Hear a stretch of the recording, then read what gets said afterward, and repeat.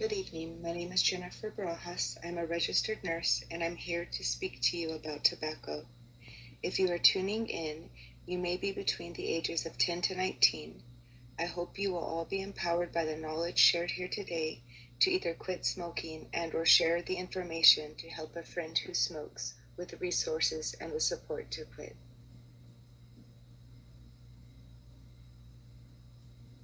So, what is tobacco? Tobacco is a plant grown for its leaves. The leaves are dried and fermented before being put in tobacco products. Tobacco contains nicotine.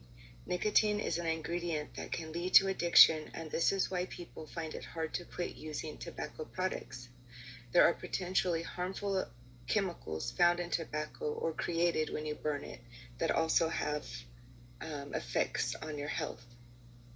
Here are some examples of tobacco products. People can chew, smoke, or sniff tobacco. Smoked tobacco products include cigarettes, cigars. Some people also smoke loose tobacco in a pipe or hookah/water pipe. Chew tobacco products include chewing tobacco, snuff, dip, and snus. Snuff can also be sniffed. Why is tobacco harmful? Tobacco smoking can lead to lung cancer, chronic bronchitis, and emphysema. It increases the risk of heart disease, which can lead to stroke or heart attack. Smoking has also been linked to other cancers, leukemia, cataracts, and pneumonia. All of these risks apply to use of any smoked product, including hookah tobacco. Smokeless tobacco increases the risk of cancer, especially mouth cancers. So did you know that 1 in 4 high school students have used a tobacco product? 4 out of 5 kids who have used tobacco started with a flavored product. And kids reported vaping as early as 12 years old. Youth e-cigarette use is on the rise. E-cigarettes typically deliver nicotine. Youth nicotine exposure can cause addiction, harm the developing brain. E-cigarette use surged during 2017 to 2018. 1 in 5 high school kids and 1 in 20 middle school kids currently use e-cigarettes. Know the risk of e-cigarettes and help prevent youth e-cigarette use.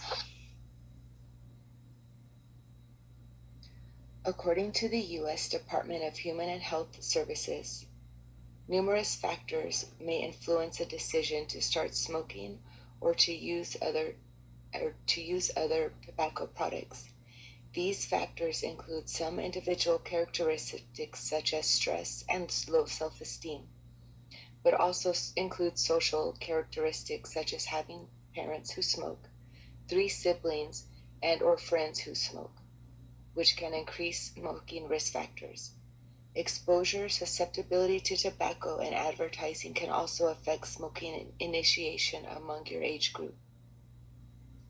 Additional characteristics that may increase chances of smoking include older age. Rates of regular cigarette smoking and other tobacco use are higher among older adolescents than they are among younger adolescents. Being male, males tend to have higher risk-taking behavior and tend to smoke more cigarettes than females. Being Caucasian, statistics show that Caucasians have a higher risk factor of smoking than Hispanics and African Americans.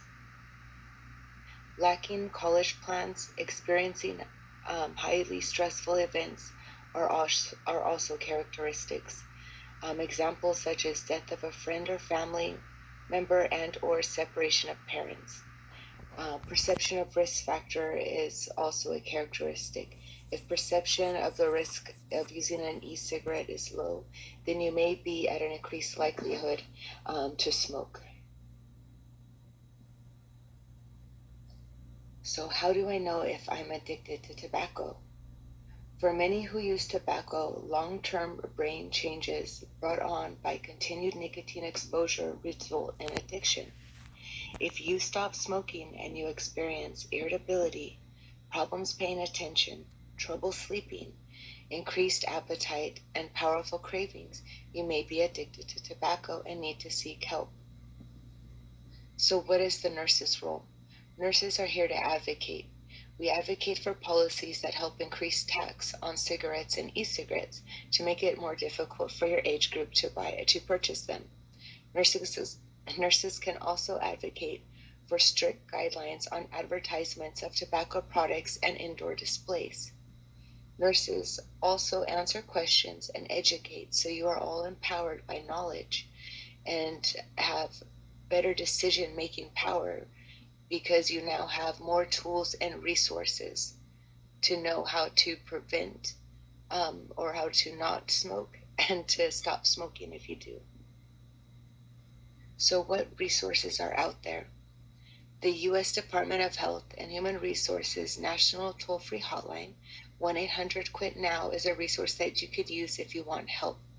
You could also join Smoke-Free Text.